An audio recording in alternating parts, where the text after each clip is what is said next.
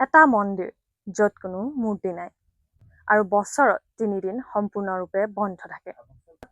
ভাবকচোন, ভাৰতৰ এনে এটা বিখ্যাত শক্তিপীঠ য'ত লাখ লাখ মানুহে পূজা কৰিবলৈ আহে, কিন্তু তাত কোনো মাৰ ট্ৰেডিশ্যনেল মূৰ্তি নাই। অসমৰ কামাখ্যা টেম্পলৰ এই ৰহস্যৰ বিষয়ে আজিও মানুহে ভাবিবলৈ বাধ্য হয়। নমস্কাৰ, টক উইথ গায়ত্ৰীলৈ স্বাগতম জনাইছো। আজি আমি কথা পাতিম অসমৰ বিখ্যাত আৰু মিষ্টেৰিয়াছ ঠাই গুৱাহাটীৰ নীলাচল পাহাৰত অৱস্থিত কামাখ্যা মন্দিৰৰ বিষয়ে। অসমৰ মানুহৰ বাবে এই ঠাই কেৱল এটা মন্দিৰ নহয়, ই বিশ্বাস, ইতিহাস আৰু গভীৰ আধ্যাত্মিক অনুভৱৰ অংশ। কামাখ্যা মন্দিৰক ভাৰতৰ ৫১টা শক্তিপীঠৰ ভিতৰত অন্যতম বুলি মানি লোৱা হয়। পুৰণি কাহিনী অনুসৰি যেতিয়া মা সতীয়ে নিজৰ দেহ ত্যাগ কৰিছিল, তেতিয়া ভগৱান মহাদেৱে মা সতীক নিজৰ কোলাত লৈ গোটেই বিশ্বজুৰি ভ্ৰমণ কৰিছিল। সেই সময়ত ভগৱান বিষ্ণুই নিজৰ সুদৰ্শন চক্ৰৰে মা সতীৰ দেহ পৃথক কৰিছিল। বিশ্বাস মতে মা সতীৰ যোনিৰ অংশ নীলাচল পাহাৰত পৰিছিল আৰু সেই স্থানতে গঢ় লৈ উঠিছে কামাখ্যা মন্দিৰ। সেইবাবে এই মন্দিৰত মাক মূৰ্তিৰ ৰূপত পূজা কৰা নহয়।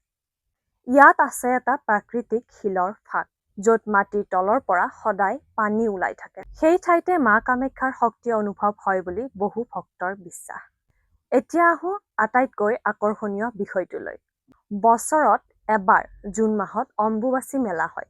এই সময়ত কামাখ্যা মন্দিৰ ৩ দিনৰ বাবে সম্পূৰ্ণ বন্ধ থাকে। পুৰণি বিশ্বাস মতে এই সময়ত মা কামাখ্যা ঋতুমতী হয়। সেইকাৰণে পূজা বন্ধ থাকে, দীপ জ্বলোৱা নাথাকে, মন্দিৰৰ মূল দুৱাৰ বন্ধ থাকে। চতুৰ্থ দিনা দুৱাৰ খোলাৰ লগে লগে বহুতো দৃশ্য দেখিবলৈ পোৱা যায়। অসমৰ বিভিন্ন জিলাৰ পৰা, ভাৰতৰ বিভিন্ন ৰাজ্যৰ পৰা তথা ভাৰতৰ বাহিৰ অৰ্থাৎ বিদেশৰ পৰাও বহু মানুহ এই কামাখ্যা মন্দিৰলৈ আহে।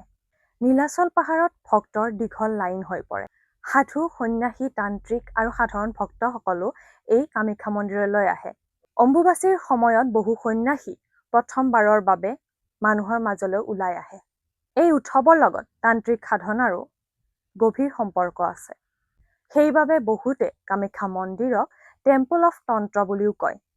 কিন্তু ইয়াৰ এটা আৰু সুন্দৰ অৰ্থ আছে। জুন মাহ মানেই বৰষুণৰ আৰম্ভণি, মাটি নতুনকৈ সজীৱ হোৱাৰ সময়, বীজ গজি উঠাৰ সময়। নাৰী আৰু পৰিৱেশে দুয়োটাই সৃষ্টি কৰে নতুন জীৱন।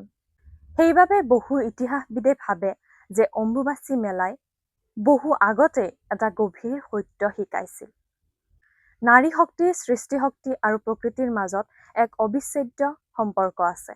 সেইবাবে কামাখ্যা কেৱল এটা পৰ্যটনস্থলী নহয়, কেৱল এটা প্ৰসিদ্ধ মন্দিৰ নহয়, ই অসমৰ পৰিচয়ৰ এটা অংশ।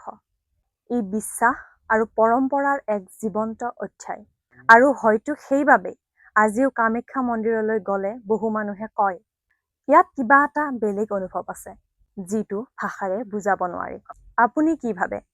কামাখ্যা মন্দিৰ ই আধ্যাত্মিক শক্তিৰ স্থান নে পুৰণি পৰম্পৰাৰ চিহ্ন হিচাপে এক জ্বলন্ত উদাহৰণ? আপুনি কামাখ্যা মন্দিৰলৈ গৈ পাইছে নেকি? বা অম্বুবাচী মেলালৈ গৈ পাইছে নেকি? অম্বুবাচী মেলা আহি আছে, সকলোৱে যাব, কামাখ্যা মাৰ সেৱালৈ আহিব।